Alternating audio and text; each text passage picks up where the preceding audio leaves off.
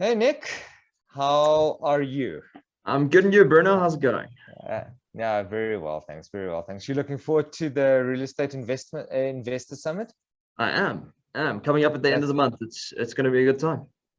Yeah, it should be good. Yeah, so Yeah. if anyone's interested, it's Nick's going to be there. I'm probably going to be there. Still deciding. Might have a trip on the day, but yeah, it sounds pretty cool. Saw the speaker lineup.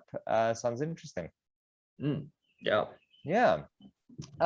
So we have, um, first of all, we've got meetings that we need to go to. So today's going to be a quick one. And then I'm looking for the questions. Here we go. So I've got a question from you from Johan Lemma, asking, in your opinion, is the mandatory disclosure form applicable to commercial or residential leases? The PPRA regulations do not distinguish between sales and rentals, which we're aware of. We also have landlords, mostly property funds, who refuse to complete the forms and say it doesn't apply to them. How do we handle it if they don't sign the form? So this it clearly looks like it's an estate agent that has landlords that are property funds, and yeah, he's having issues with getting them signed the mandatory disclosure form. Mm. So I think for me, the act is still quite new, so we're still fleshing out a lot of the stuff. But the one thing that the act doesn't do is obviously distinguish between the commercial and the residential aspect. It's obviously, if you're performing the functions of the estate agent, then there are certain obligations that come along with that performance. And obviously, we've gone over, estate agents and what exactly that means in other videos.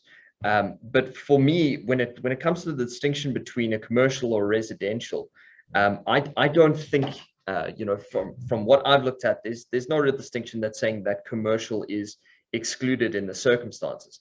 I think it really comes down to what functions are you performing. If you are an estate agent, and you are performing the function of an estate agent and receiving a remuneration, in other words, you're falling under the definition of the act.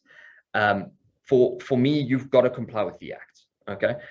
There's nothing that I've seen that would exclude you because of the type of property that you're dealing with, and the act certainly doesn't do that. So from my perspective, does the non-disclosure form, apply to residential or commercial? I would say both. In circumstances where you are an estate agent, where you're performing these functions, where the landlord's using you, it doesn't matter what type of property you're using, call it commercial, retail, industrial. If an estate agent is performing that function, the act obviously has to be complied with in the circumstances, and the mandatory disclosure form is a part of that. Now the other part of the question is obviously property funds. Now, as you pointed out, Bruno, we're going from the assumption here that the Johan who's written in is an estate agent in the circumstances, and as I say, then there's got to be compliance with the act in the circumstances. But there are a lot of funds where our bigger property funds in the country don't actually use estate agents in any way, or don't use managing agents in any way, and they do it on an in-house basis. Those situations are very different, because then you are not using a third party who is fulfilling the function of an estate agent in the circumstances. And then obviously the act is not going to come into application for that particular transaction. But if it is a large fund and they are using an estate agency in the circumstances, or some third party who is performing as an estate agent and receiving a commission or remuneration for that particular function, then unfortunately, our view is obviously you've got to comply with the act, and the mandatory disclosure form is part of that. Sure. No, I totally agree with you. Absolutely. Perfect. It's really, really kind of simple one. I know a lot of our listeners are not going to be the happiest with it, but unfortunately, that's the way the law goes sometimes.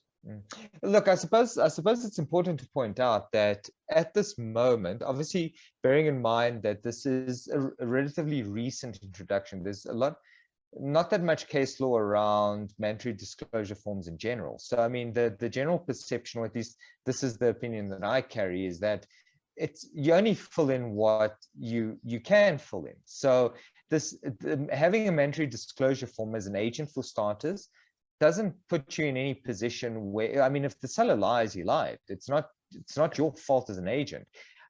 Yes, one could argue that because of a sort of a professional obligation, if he was lying, maybe there could be something to it. But if you accept that the seller can put whatever he wants in there, you just need to get it signed. But same thing applies to the seller to a certain degree. He can only put in there what he knows. So mandatory disclosure form, he goes and discloses issues that he's aware of. If this isn't to say that now you need to go pay for 100,000 rand for someone to come in and comb the entire property and figure out absolutely what every crack is about. It's the act doesn't require that. It requires a level of diligence. Yes, you as an owner should know what's wrong with your property. It doesn't require you to go into a lot more depth in that. And like I said, as case law develops, you might find that some judge at some point or another places some kind of extra obligation on an owner, but that's not yet the case. So as a property fund, you guys kind of know what your properties look like. It shouldn't be that difficult to do the snag list ahead of time, as opposed to doing it while you're showing the property to a tenant. It is the same thing. Spend the exact same amount of time doing it. Yeah,